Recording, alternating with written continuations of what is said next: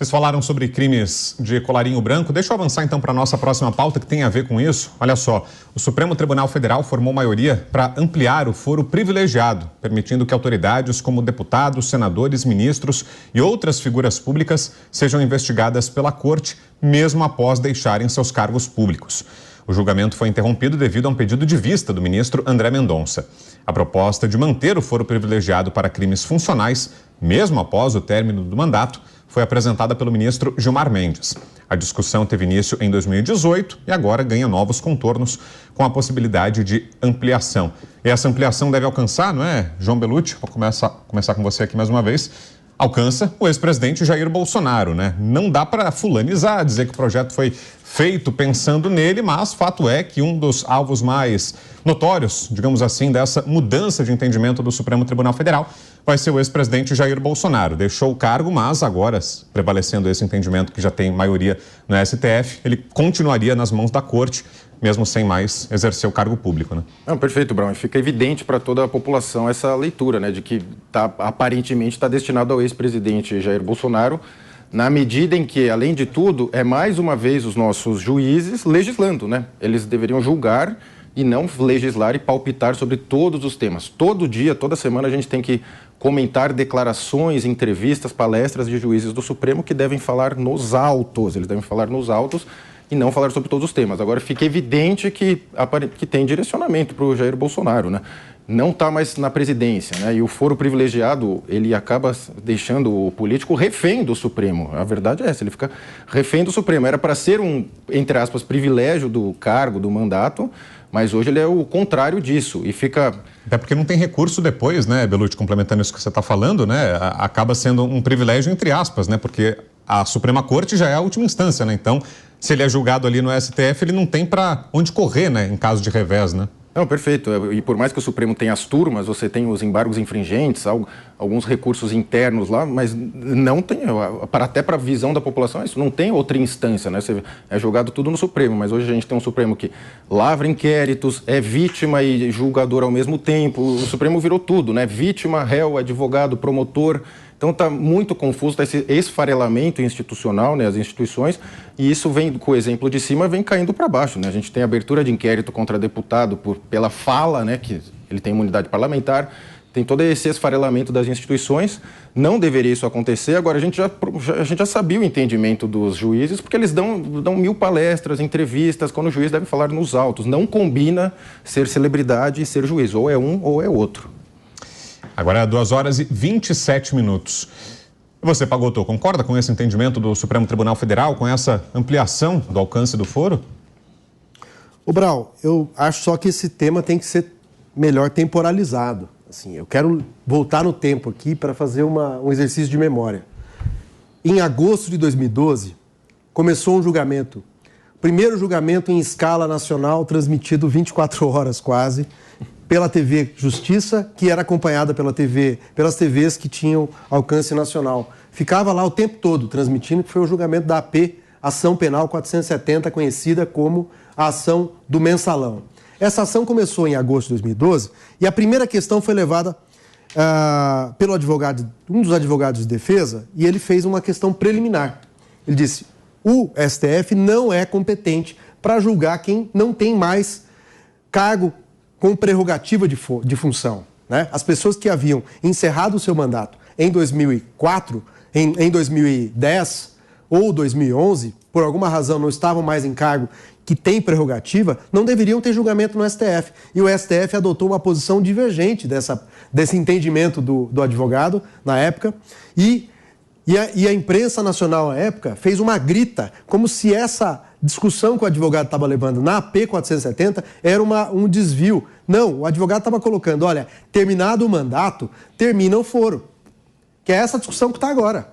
Porque nós estamos falando de 2 casos concretos de pessoas que encerraram o mandato e estão sendo processadas e está sendo discutida se elas devem continuar sendo processadas no STF ou se elas devem ser julgadas e processadas na primeira instância. Agora está reivindicando que as ações dessas 2 pessoas que foram parlamentares deveriam ir para a primeira instância. Mas lá na AP 470, João, e não no caso do Bolsonaro, naquela AP 470 que foi em cima do Partido dos Trabalhadores, sobretudo, o foro com prerrogativa de função em razão de uma pessoa, atraiu para 38 réus. Os 38 foram julgados no STF e aí você tem razão, sem direito à instância revisional. Né? Então, lembre-se você que está em casa assistindo esse programa. Foro por prerrogativa não significa privilégio, porque na primeira instância ele vai ter direito a recorrer, vai para a segunda instância, a Mônica bem chamou a atenção, vai ter uma segunda decisão, não vai ter transitado em julgado, vai ter novamente possibilidade de recurso. No STF é uma decisão, no máximo monocrática, depois vai para a turma, são duas, foi para o pleno, acabou. Então é um privilégio, entre aspas, porque encerra e elimina uma instância recursal, ou seja, é um privilégio bastante entre aspas. Agora, não é casuísmo, não tem a ver com Bolsonaro. Essa discussão é velha. E a discussão é de 2012, na Ação Penal 470, em agosto, quando a grita foi alta, porque a discussão lá foi plantada desses termos e agora está sendo discutida como se fosse uma questão para perseguir ou para punir ou para processar o Bolsonaro no STF. Agora, Mônica, queria te ouvir até como operadora do direito. Será que não é, de certa forma, um desvio do princípio do Supremo Tribunal Federal, de uma Corte Constitucional, que deveria se debruçar ali sobre casos pontuais, onde há uma dúvida sobre o que diz a lei, qual é a interpretação mais correta, se há uma lacuna, eventualmente, na legislação? Não deveriam ser esses os casos sob o guarda-chuva do Supremo Tribunal Federal? Será que essa ampliação não acaba justamente alimentando esse rótulo político que tem o STF, Mônica? Com certeza. Não só atrapalha o rótulo, mas fica o STF abarrotado de processos que têm relação com todo isso do foro privilegiado. Que era uma reclamação há muito tempo dos ministros, pois né? Pois é, ele não consegue exercer o seu papel de guardião da Constituição, intérprete da nossa Carta Suprema. Agora, tem algumas questões aí que eu gostaria de abordar. Em primeiro lugar, o STF é a última instância recursal. Então, dizer que quando vai para o STF não tem instância recursal, na verdade, todos os processos se resolvem em última instância no STF. Então, o fato de ter pulado uma ou duas, no final, vai dar na mesma. E o que é o problema disso? O índice, a taxa de condenações desses processos, não dos processos onde tem a interpretação da Constituição, mas dos processos penais, desses processos do foro privilegiado, é menor do que 1%, é 0,89%. Então, nós sabemos que o STF não condena ninguém. E por isso que era considerado um privilegiado. Porque quando você é julgado pelo STF, você sabe que você vai se safar. Inclusive, vamos lembrar, antes da eleição de 2022, houve conversas de que o presidente Jair Bolsonaro estava pensando em sair para o Senado para garantir que ele seria eleito para se manter com o foro privilegiado. A possibilidade da não reeleição fazia com que os seus apoiadores pedissem que ele fosse para o Senado para ele ter o foro privilegiado. Então, essa discussão de quer, não quer o foro privilegiado. E outra, a discussão de que mudou de opinião, antes era, antes não era. O Supremo também mudou de opinião em relação à prisão após segunda instância, e que fez com que as pessoas que estavam presas fossem soltas. Então, o Supremo muda de opinião, ele existe exatamente para interpretar a Constituição da forma como a sociedade naquele momento entende. Agora, o foro privilegiado precisa acabar. Ele estar sendo estendido, para mim, é um horror. Ele precisa terminar, assim como a imunidade parlamentar. Vamos lembrar que a imunidade parlamentar foi criada para evitar que os parlamentares fossem pressionados quando estavam se posicionando, dando opinião, e agora está sendo usada para proteger parlamentar que realiza crime, homicídio. Então, essa é outra que tem que acabar.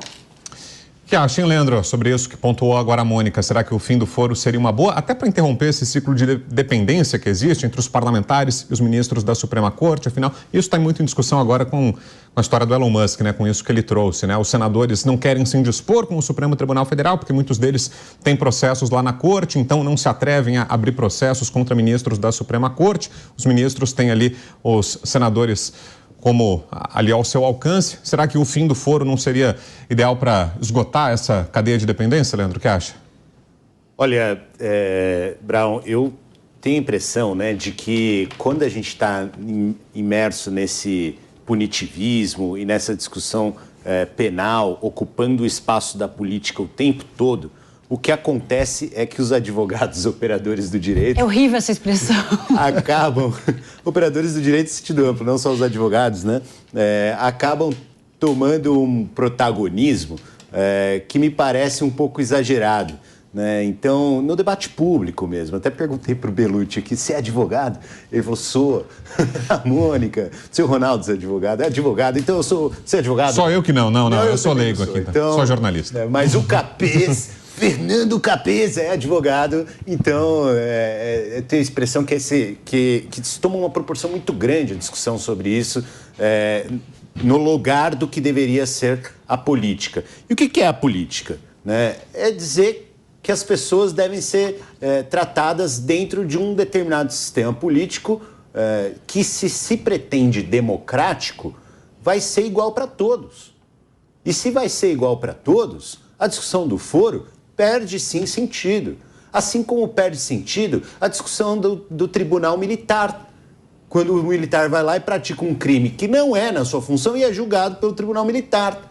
Né? Então vamos fazer uma discussão de como a justiça deve funcionar igual para todos. Né? Primeiro no papel, que é foro, não foro, né? Tribunal especial, e depois vamos entrar numa discussão sobre se dentro desse sistema as pessoas também têm garantida a sua dignidade em pé de igualdade umas com as outras. Né? Nós estamos vendo aí, por exemplo, essa situação que o Pagotto mencionou só de relance, né? Mas que é a do filhinho de papai do Porsche, o herdeiro do Porsche. Né? Aquilo ali, a justiça não começa em quem julga. A justiça começa ali, na hora que o crime aconteceu e como isso vai ter tratamento dali em diante. E é nessa hora que a gente vê a maior desigualdade. Porque nessa hora, o preto, pobre da periferia, paga mais, né, desde o começo, inclusive com a própria vida. Então, agora, para não ficar nessa, né, de que eu estou fugindo do assunto, que estou falando umas outras coisas, né, o Bellucci falou assim, parece um negócio para pegar o Bolsonaro. Eu não sou entendido do direito, mas fui ver o que está sendo julgado. É um habeas corpus, Bellucci, de um crime de 2013. De rachadinha, né? De rachadinha, 2013. O entendimento vai se aplicar aos demais casos. Mas o que acontece é o seguinte, a entrada o negócio começou a ser julgado no Supremo em 2018. Né? Mas foi pautado agora, né, Leandro? Quem decide a pauta é o próprio Supremo. Mas a saidinha foi pautada como, Brau? A partir foi pautada agora. Isso. Foi pautada agora. Por quê? A partir de casos recentes. Pois é, então a agenda determina, inclusive a agenda de trabalho do judiciário. Então não tem problema. É isso, a agenda, o caso do Bolsonaro, a questão é que pressionou a que seja há uma pautado? quantidade grande de pessoas em conflito com essa situação. E aí sim você precisa fazer com que uma ação resolva isso. Eu nem estou defendendo essa ampliação de foro. É o contrário. Agora, as coisas no Brasil precisam ser julgadas. A coisa está tramitando desde 2013. Esse cara que cometeu o crime já virou vice-governador, senador, já saiu e entrou no foro várias vezes. Né? Então agora está tentando se resolver, né? E vai sim chegar o Bolsonaro, como vai chegar o Cid, vai chegar aos ex-ministros do Bolsonaro e assim por diante. O Cid que nunca teve foro, nunca ocupou cargo público, mas está sendo investigado no Supremo Tribunal Federal. Ocupa o cargo público não um militar. cargo com prerrogativa de julgamento no Supremo. No Supremo. Pois é, mas ele tem... Mas ele está respondendo perante o STF, né? Ao STF e tem também que responder perante a sua própria carreira militar. A Justiça Militar. Pois é. A Mônica vai fazer um complemento, depois a gente avança. Na verdade, vai lá, Mônica. é um comentário em relação ao que você falou, porque você trouxe uma coisa importantíssima, que é os senadores não atuam, não exercem o controle em cima do Supremo Tribunal, porque tem processos lá. Mas acabar com o foro privilegiado não resolve esse problema, porque em última instância todos os processos vão chegar ao Supremo, especialmente para senadores e políticos que têm Ainda dinheiro para chegar até lá. Instância, né? Como é que resolve esse problema? É elegendo senadores que não têm rabo preso, que não têm processos, Perfeito. que não devem nada à justiça. É o eleitor que vai resolver esse problema.